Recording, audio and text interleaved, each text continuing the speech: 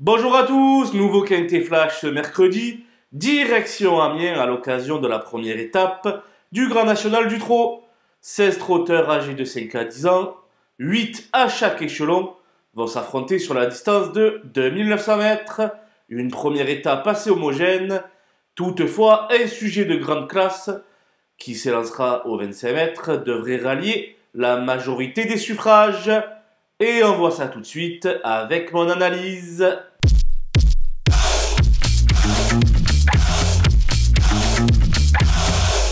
Les bases avec le 14, Guide-moi Forgan qui a réalisé un somptueux meeting hivernal sur la cendrée parisienne.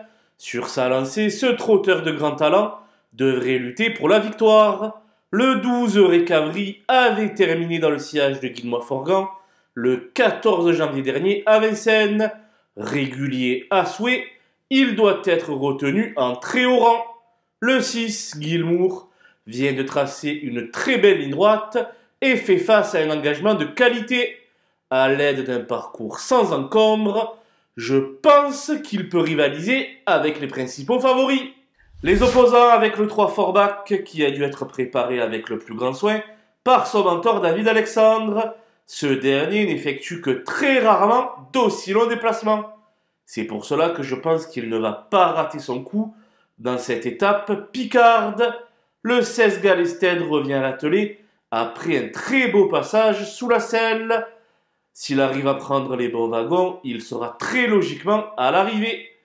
Le 2, Gloire du Perche est une bonne jument, mais elle aura le désavantage d'effectuer une petite rentrée.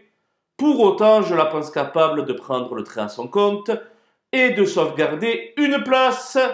Ce n'est pas l'engagement du siècle pour le 9 Falco des Rochers, mais il a la particularité de très bien tourner à droite. Plaqué des 4 pieds pour la première fois, il peut tenir la dragée haute à ses rivaux. Mon coup de poker sera le numéro 15 Eberton, que l'on ne présente plus à ce niveau. Aussi doué que caractériel, il reste fort capable de faire le spectacle, à condition qu'il ait bien récupéré de ses récents efforts. Les outsiders désormais, et je vais attaquer par les deux représentants de Jean-François Sionnet. Le 7, Anna, aussi performante au sulky qu'au trot monté. Elle peut profiter de sa situation optimale à la limite du recul pour se glisser à l'arrivée. Quant à l'As Forban, il est un petit peu plus irrégulier, mais il n'est pas incapable de faire un coup d'éclat à une cote intéressante. Dénué de marge désormais, le 5, Fronsac-Madric, devra raser les murs et compter sur quelques défaillances pour s'emparer d'une allocation. Les conditions de course sont idéales pour le 8 Éveil du Lupin, mais il n'a qu'un parcours dans les jambes.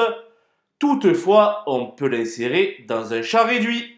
Je n'ai pas retenu le 11 Hidalgo des Noé, à revoir lorsqu'il évoluera déféré. Le 4 Emancourt-Bléquin, non placé l'an dernier dans cette étape dans les mêmes conditions. Le 10, Easton of My Life, qui aura beaucoup de mal à contourner le peloton. Et le 13, Flower by Magalou, qui me semble en fin de carrière. Voilà, nous avons passé en revue les 16 partants de cette première étape du Grand National du Trot. Je vous laisse avec ma sélection et mes conseils de jeu. Bon jeu à tous!